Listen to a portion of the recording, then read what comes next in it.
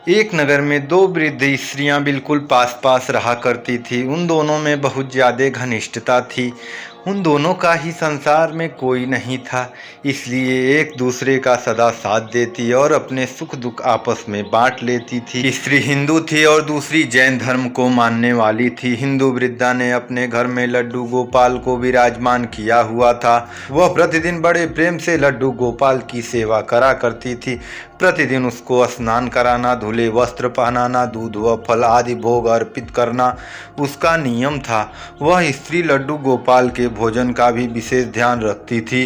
सर्दी, गर्मी, बरसात हर मौसम का ध्यान उसको रहता था। वह जब भी कभी बाहर जाती लड्डू गोपाल के लिए कोई ना कोई खाने की वस्तु, नए वस्त्र, खिलौने आदि अवश्य लाती थी।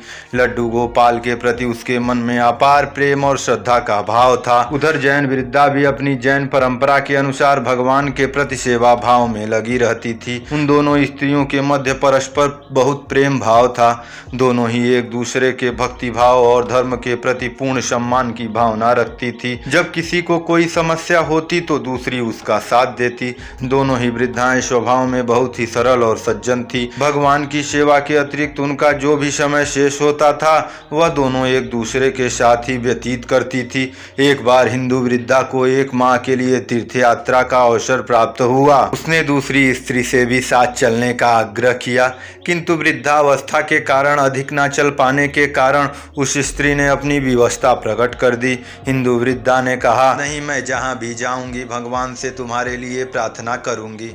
फिर वह बोली, मैं तो एक माह के लिए चली जाऊंगी, तब मेरे पीछे मेरे लड्डू गोपाल का ध्यान रखना। उस जैन वृद्धा ने सहर्ष ही उसका यह अनुरोध स्वीकार कर लिया। हिंदू वृद्धा ने उस जैन वृद्धा को लड्डू गोपाल की सेवा के लिए जरूरी नियम और आवश्यकताएं बता दी। उस जैन वृद्धा ने सहर्ष सब कुछ स्वीकार कर लिया। कुछ दिन बाद वह हिंदू वृद्धा तीर्थ यात्रा के लिए निकल गई। उसके जाने के बाद लड्डू गोपाल का कार्य जैन वृद्धा ने अपने हाथ में लिया। वह बहुत उत्साहित थी कि उसको लड्डू गोपाल की सेवा का अवसर प्राप्त हुआ। उस दिन उसने बड़े प्रेम से लड्डू गोपाल की सेवा की। भोजन कराने से लेकर रात्रि में उनके शयन तक के कार्य पूर्ण श्रद्धा के साथ वैसे ही पूर्ण किए जैसे उसको बताए गए थे। लड्डू गोपाल के शयन का प्रबंध करके वह भी अपने शयन के लिए चली गई। अगले दिन प्रातः जब वह वृद्धा लड्डू गोपाल की सेवा के लिए हिंदू स्त्री के घर पहुंची तो उसने सबसे पहले लड्डू गोपाल को स्नान कराने की तैयारी की। नियम के अनुरूप जब वह लड्डू गोपाल को स्नान कराने लगी तो उसने देखा कि लड्डू गोपाल के पांव पीछे की ओर मुड़े हुए हैं। उसने पहले कभी लड्डू गोपाल के पांव नहीं देखे थे। जब भी उनको देखा वस्त्रों में ही देखा था। वह नहीं जानती थी कि लड्डू गोपाल के पांव है ही ऐसे, घुटनों के बल बैठे हुए। लड्डू गोपाल के पांव पीछे की ओर देखकर वह सोचने लगी, अरे मेरे लड्डू गोपाल को यह क्या हो गया, इसके तो पैर मुड़ गए हैं। उसने उस हिंदू वृद्धा से सुन रखा था कि लड्डू गोपाल जीवंत होते हैं। उसने मन में विचार किया कि मैं इनके पैरों की मालिश करूंगी, हो सकता है इनके पांव ठीक हो जाएं। बस फिर क्या था, भक्ति भाव में डूबी उस भोली भाली वृद्धा ने लड्डू गोपाल के पैरों की मालिश आरंभ कर दी। उसके बाद वह नियम से प्रतिदिन 5 बार उनके पैरों की मालिश करने लगी।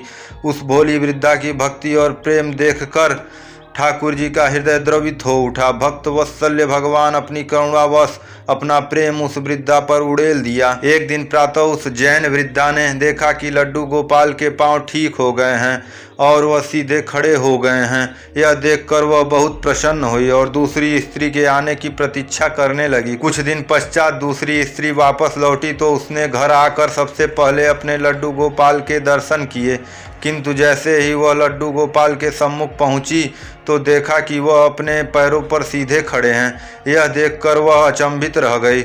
वह तुरंत उस दूसरी स्त्री के पास गई और उससे सारी बात बताई और पूछा कि मेरे लड्डू गोपाल कहाँ गए। यह सुनकर उस जैन स्त्री ने सारी बात बता दी। उसकी बात सुनकर वह वृद्ध स्त्री सन्न रह गई और उसको लेके अपने घर गई। वहां जाकर उसने देखा कि लड्डू गोपाल मुस्कुरा रहे हैं। वह लड्डू गोपाल के चरणों में गिर पड़ी और बोली, हे गोपाल, आपकी लीला निराली है। मैंने इतने वर्षों तक आपकी सेवा की किंतु आपको नहीं पहचान सकी। फिर उस जैन वृद्धा से बोली कि तू धन्य है, तुझको नहीं मालूम कि मेरे लड्डू गोपाल के पांव तो ऐसे ही हैं पीछे की ओर, किंतु तेरी भक्ति और प्रेम ने लड्डू गोपाल के पांव भी सीधे कर दिए। उस दिन के बाद उन दोनों स्त्रियों के मध्य प्रेम भाव और अधिक बढ़ गया। दोनों मिलकर लड्डू गोपाल की सेवा करने लगी। वह दोनों स्त्रियां जब तक जीवित रही तब तक लड्डू गोपाल की नियमित रूप से सेवा करती रही। जय श्री वृंदावन बिहारी लाल की जय।